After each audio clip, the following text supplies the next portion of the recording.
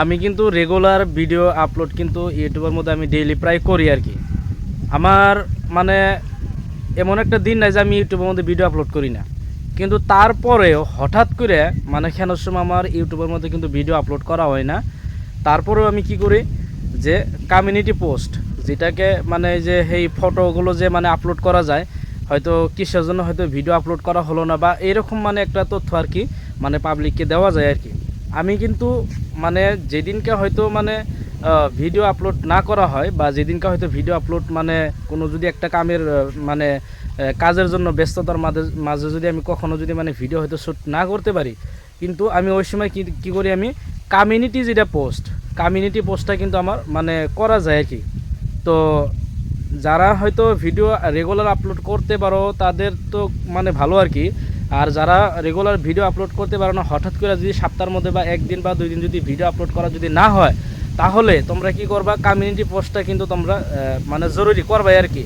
তোমরা দেখো না যে অনেকটা মানে কি যে অনেকটা মানে ইউটিউবের মধ্যে দেখা যায় যে মানে বড় বড় যারা কাজ করতেছে, বড় বড় চ্যানেল, তারা যদি কখনো যদি মানে ইউটিউবে যদি ভিডিও আপলোড না করতে পারে, তাহলে কিন্তু কি করে, ওই যেটা কমিউনিটি পোস্ট, ওই কমিউনিটি পোস্টটা কিন্তু ওনারা কিন্তু করে আর কি।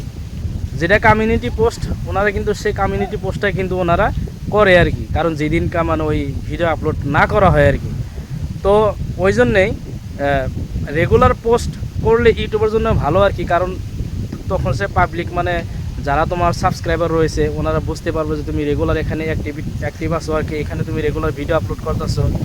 তো ওই জন্যে আর কি অ্যাকচুয়ালি আজকে আমি এই উদ্দেশ্যে ভিডিও বানাবো নিয়েছি যে আমি কিন্তু রেগুলার ভিডিও আপলোড করি, তারপরে হঠাৎ করে যখন আমার ভিডিও আপলোড করা হয় না, তখন কিন্তু আমি কমিউনিটি পোস্টটা কিন্তু আমি করে দিই আর কি। তারপরও আমি কিন্তু চ্যানেলটা খালি যেতে দিই না আর কি। এই মাঝখানে 2 দিন আমি এক লাগাতার ভিডিও আপলোড মানে করতে পারি নাই, তখন কিন্তু আমি কি করছি, কমিউনিটি পোস্টটা আমি করে দিছি আর কি। তারপর আমার চ্যানেলটা কিন্তু খালি যেতে দেয় নাই, কারণ আমার সাবস্ক্রাইবার যারা রয়েছে ওনারা কিন্তু মানে অপেক্ষায় থাকে যে কখন ভিডিও আপলোড হবে। আর আমি এখন বর্তমানে একটা টাইম করে নিচ্ছি, আমি সকাল 8টার দিকে আমি মানে ভিডিও আপলোড করে দিই।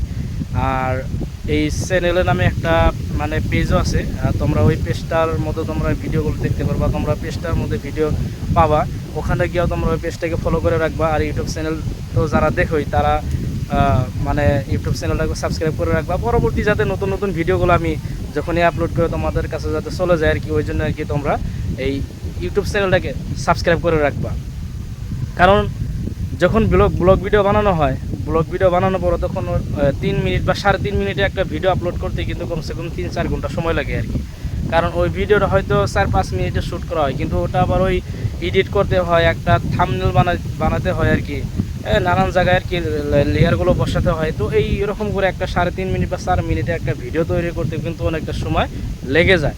তো ওই জন্যে আর কি, তো ভিডিও শ্যুট করাটা সোজা কথা না, কারণ ভিডিও শ্যুট করলে যে আপলোড করলে যে মানুষ দেখবে তা কিন্তু না, কারণ একটা ভিডিও তো যদি কোয়ালিটি যদি ভালো না হয়, যদি কোয়ালিফিকেশন যদি ভালো না হয়, তাহলে কিন্তু ওই ভিডিওগুলো মানুষ দেখবে না। তো ওই জন্যেই যারা যারা ভিডিও আপলোড করো তোমরা সবসময় ভিডিও ভালো করার জন্য চেষ্টা করবা, ক্যামেরা ভালো করার জন্য চেষ্টা করবা, তারপরে তোমাদের ভিডিওগুলো মানুষ দেখবে।